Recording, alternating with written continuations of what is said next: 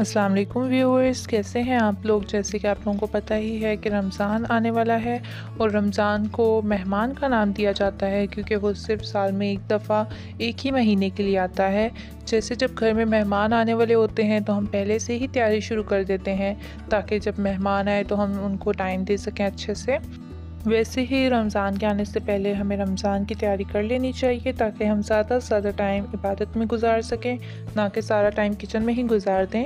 اس لیے میں آپ لوگوں کے لیے make and phrase and Ramzan preparations کی سیریز لے کر آ رہی ہوں، جس میں آپ لوگوں کو بتاؤں گی کہ آپ لوگ رمضان سے پہلے کیا کیا تیاری کر سکتے ہیں، کون کون سی چیزیں بنا کے ان کو پہلے سے ہی فریز کر سکتے ہیں، کیسے ویجیٹیبلز کو آپ لوگ سٹور کر سکتے ہیں، کیسے آپ زیادہ سے زیادہ آئٹمز کو سٹور کر سکتے ہیں تاکہ آپ لوگوں کا رمضان جو ہے وہ بالکل سکون سے گزر سکے اور آپ لوگ اچھے سے اپنی عبادت کو ٹائم دے سکیں۔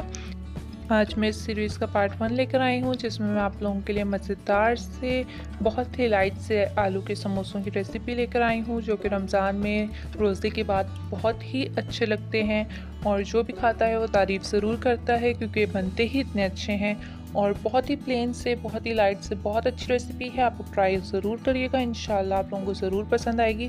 چلیے اب ریسیپی کی طرف چلتے ہیں۔ یہ میں نے 2.5 کلو آلو لیے ہیں اور ان کو بوائل کر کے کیوبس میں کٹ کر لیا ہے۔ آپ لوگوں نے آلووں کو میش نہیں کرنا ورنہ بالکل چینج ہو جاتا ہے اس کا ٹیسٹ۔ ایک بڑا پیاز لیا ہے جس کو چاپ کر لیا ہے، تقریباً 20 ہری مرچیں لی ہیں اور ان کو بھی چاپ کر لیا ہے، اور ہرا دھنیا لیا ہے، یہ آپ لوگ ضرور شامل کریے گا، بہت اچھا ٹیسٹ آتا ہے اس سے۔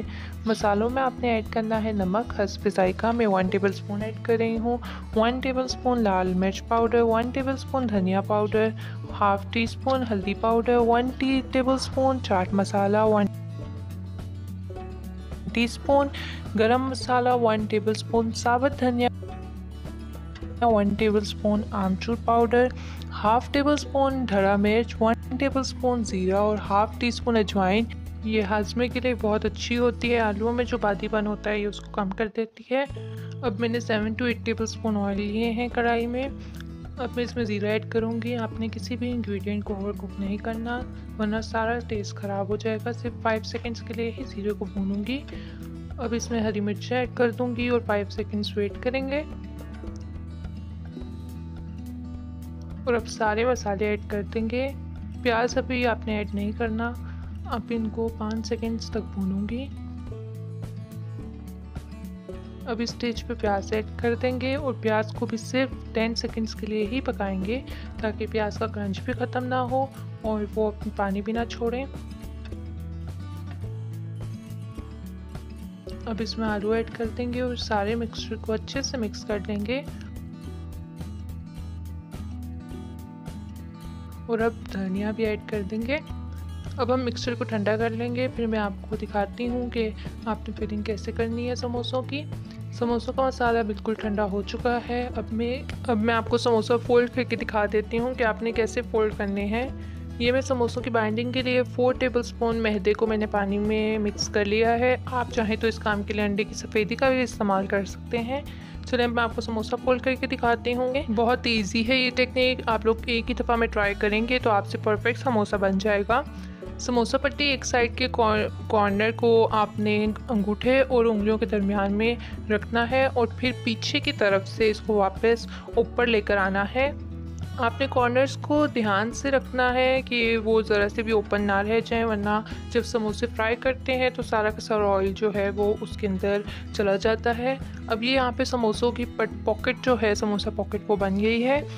اب اس میں حسب ضرورت مکسچر ایڈ کریں اور مکسچر کو زیادہ اوور لوڈ نہ کریے گا ورنہ سموسہ بند کرنے میں پریشانی ہوگی، اور کارنر پہ اچھے سے میں یہ میدے والا جو ہے مکسچر لگا دوں گی اور اسے فولڈ کر لیں گے، اور یہ سموسہ ریڈی ہے۔ اب میں آپ لوگوں کو ایک اور سموسہ جو ہے وہ بنانے کا طریقہ دکھا دیتی ہوں۔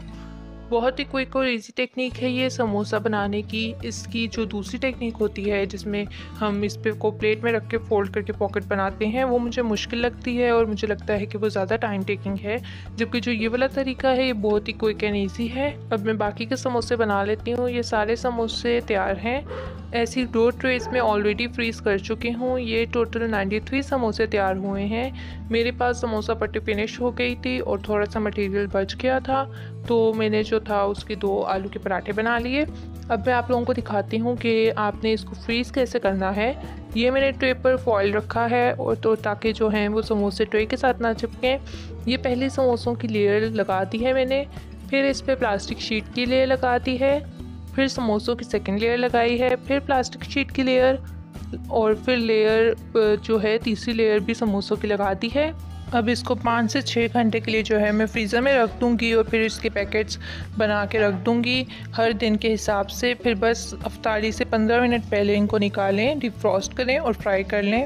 اچھا، سموسوں کی فلنگ کرتے ہوئے جو یہ سموسے پٹیاں جو ہوتی ہیں ٹوٹ جاتی ہیں یا تو پھر خراب ہو جاتی ہیں، تو اس کو آپ ضائع بالکل بھی نہ کریں، بلکہ اس کو فرائی کر لیں ایز اے پاپڑی۔ آپ اس کو دہی بھلوں کے ساتھ، چاٹ کے ساتھ بھی استعمال کر سکتے ہیں، بہت اچھی لگتی ہیں۔